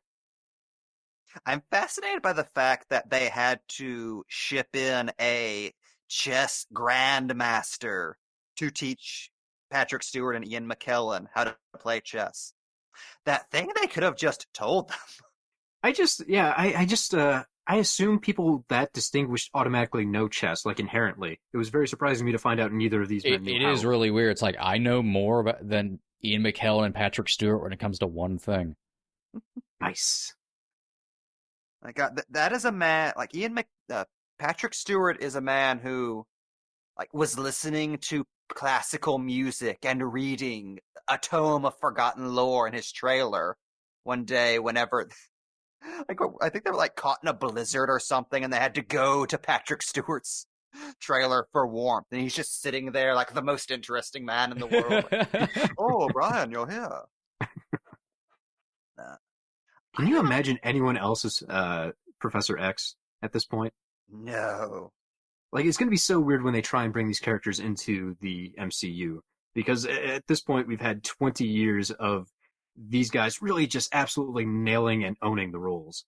Like, it's already very weird when they recast them as younger versions for First Class. And yeah, even then, they tried to hint, they'll merge into the actors you know eventually. Yeah, as much as I love McAvoy as Xavier and think he's really great in the role, it's sold by the fact we know he's still Patrick Stewart Xavier. So it's like, it's going to be hard going from scratch. It's, who knows? I mean, the MCU's done a very good job with their casting. I'm sure they'll find very talented people. Though apparently Patrick Stewart was asked if he would just play Xavier again. Smart, but I also think he was wise to say, no, I've been doing that. I did Logan, I can't up that. Yeah. But we did it with J.K. Simmons. We can do it again. The floodgates have been open, which I agree 100% as a good decision. If you can get J.K., get him. By the way, I am so obsessed with that final shot there. As I think that really fascinated me in the rewatch was the tone this movie takes anytime it portrays anything superheroic or anything that's specifically like a comic book idea. Like we've talked about throughout the commentary, this is far more of a sci-fi movie in tone than a comic book movie. It honestly comes across more as a thriller until the third act. Like X-Men is a movie about a college professor trying to prevent his insane Holocaust survivor friend from committing an act of domestic terrorism. And the superhero aspects are secondary. Like even Cerebro. It seems very Dead Zone when you describe it that way, really. Even Cerebro is portrayed as a very cold, spooky sci-fi thing. But it's not to that moment where we see Magneto's reverse Cerebro, which imprisons him instead of setting his mind free. Haha, subtext. There's something about that last shot of his comic book prison score blaring gloriously after they've established with that conversation, we are going to be doing the Magneto and Professor X thing forever. Like, it's like that's the moment the movie officially steps into comic books. Yeah. Just sets the stage perfectly for X2, which is comic books from start to end. Oh, it's like it throws a sheet off of itself and goes, aha, it was a superhero movie the entire time. Yes, exactly. I mean, that giant plastic prison says it better than anything else can. There's definitely a shift in what they're going for. The moment you see this really impractical prison they have designed for Magneto. That thing that's so iconic, that Magneto prison, is just a trope now. Yeah, Magneto Prison is a fucking phrase in the zeitgeist. Especially with how much play it got in X-Men 2. It's such a smart decision. Like, they knew what they were doing. Oh, I yeah. know people were coming to that theater to see the Magneto prison. People after X-Men came out were fucking obsessed with the Magneto Prison. It's such a cool idea. Whatever. Like, I went to see this with my parents. Like, I think, like not opening weekend, but close to it. So you had to explain to them the naked blue lady?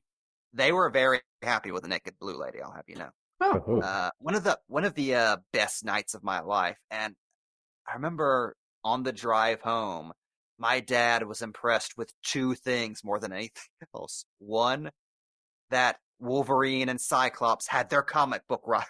And two, how clever the plastic prison was. Like, he was over the moon with how much of a comic book idea that was. That made, and the fact that it made Magneto cooler in retrospect. Because it really does. It sells you that, oh, this is the most powerful mutant alive. They have to go to that length to house him. They probably could have just shot him or something too. But, you know. With Again, what? this is an Oh, a rubber ultimate bullet. X-Men. Rubber, Yeah. That's a good point. How do you murder Magneto? You can't just drop an anvil on him. You just know. stab him with a wooden stick. Yeah. You A use lot. that Poison. tooth gun from Existence. Oh, God. What? We keep getting this closer and closer to being a Cronenberg joint, and I don't think it's actually that far off. Hey, we have New Mutants coming out in True. a few months, so yeah, we're going. I mean, we already got some body horror in this one with the fish people. You know, there's a lot We've of it seen filmed in Skin. Canada. Seriously, go look up the Generation X pilot, which is like on the internet 100 times over. Nothing in any of these films is as terrifying as how Skin's stretchy power portrayed in that. And he's in the mansion from this movie, so it's even more surreal. I don't even like you saying, like, stretchy skin power. It just Stretchy skin. I don't like it. It makes me actively not want to see a new Fantastic Four. Chambers' mouth on fire. Oh, God. X-Men is actually kind of horrifying when I think about it. Just real horrifying. Out of herself. I don't don't think like I would wanna X-Men. live Let's in the not do this X-Men. entire No. film series. Just imagine the horror of living in the X-Men universe. Like, you'd be born a mutant, but like everyone else has cool powers, and yours is like, oh, you vomit scorpion tails out of your mouth. Deal with that.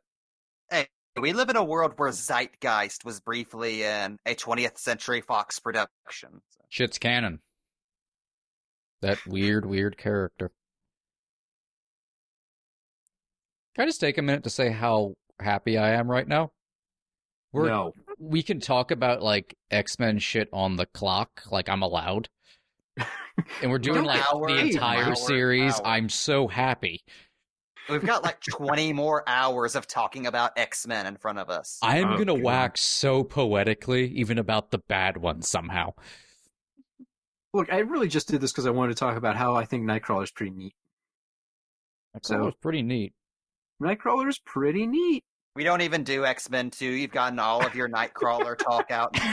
I mean, I got my main point across. I think Nightcrawler's pretty neat. We could do like 8 more movies to get that point dragged out, but I already said it. But don't you love how we get to come back around? Like, you get to talk about how neat Nightcrawler is, then we take a break for a couple movies, and then we get to talk about how neat Nightcrawler is again. Let me all remind you that Nightcrawler is pretty neat. I'm blue. Wonderbar. He's a Nazi, though. Like, he's probably a Nazi, right? Like, he's German. I don't Oh God, could think you that's imagine how the that opening works. of First Class, where instead of panning from the concentration camp over to Kevin Bacon, it's fucking Nightcrawler in an SS uniform. Oh, it's Stop young ruining- Nightcrawler, too, so it's even weirder. It's Cody No. Scott McPhee. Yes. Nightcrawler's Just sipping pretty tea. neat. Don't ruin this Chocolate? for me. Duh. Let Nightcrawler be neat. Don't make him a Nazi. Let he did- Nightcrawler be neat. He does disappear into a hell dimension whenever he bamfs. Yeah, just briefly. His father may or may not be a demon. Yeah, that was always confusing. I forgot we do meet as Nightcrawler's father in First Class. Another bit of character continuity they just don't bother really explaining. Well, it's because even they realized, oh yeah, this is Azazel. Where is it? Maybe we should say this for 2. What is the parentage of Nightcrawler right now? How does that stand continuity-wise? It's the same. Okay. I just assume everyone's parents change like every 5 years when it's you have super parents. Hey, Claus Bedelt. No, he's Nightcrawler isn't like Quicksilver and Scarlet Witch. Okay. Is Mystique still hinted at being related to him, or what's the deal with that situation? No, Mystique's still his mother. Okay. Now, what's far more interesting is the unused ideas for various X-Men parentages. According to Claremont, Nightcrawler's supposed to have 2 moms. No. Sabretooth's Wolverine's dad. And let's not even get into the fucking Scott Summers family. That 3rd brother that may or may not exist. And that 4th brother that may or may not exist. Hey, Vulcan exists, whether we like it or not. The 4th brother, on the other hand, is up for debate. I'm glad the credits are done because I'm getting angry just thinking about the No, let me tell you about the history of Vulcan, the 3rd Summers brother, folks, who came back for revenge after he was a member of the original X-Men team, for listening. dying on the island of Krakoa. Man! And then we can get into Adam X the Extreme. No, everyone the shut real up. 3rd Summers brother, if anybody wants to ask me, I have a pamphlet. His blood explodes. No, that sounds horrible. Folks, this has been Box Office Pulp. Thank you so much for listening. You can find more Box Office Pulp at boxofficepulp.com. We're on Twitter at Box Office Pulp. You can find us on Stitcher, iTunes, Facebook, you name it. Box Office Pulp is us. I'm still workshopping that phrase. Don't take it to heart. We're not going to put it on a t-shirt or anything. I like it. It's all right. And Mike, where can they check you out on the interwebs? Go to horrormovieshub.com. You can see all my ruminations on horror movies, and occasionally I'll interview somebody, hopefully, a little more often. And check out Final Girl Productions on YouTube. And speaking of YouTube, I have a new YouTube series, Comic Macabre, which you can find a link of in the description, where I talk about bits of obscure and weird esoterica from the world of comics and horror. You left me hanging there. I thought there was going to be like, and I have another show I'm just announcing. Like there was I was hoping you were doing something with your life we didn't know about. Oh God, no! I'm going to make a frozen pizza. I think about making a lot of PowerPoints. I am going to make a frozen pizza though. So thank you for joining us, folks. Get the hell out of here. You get more out of life when you go out to a movie.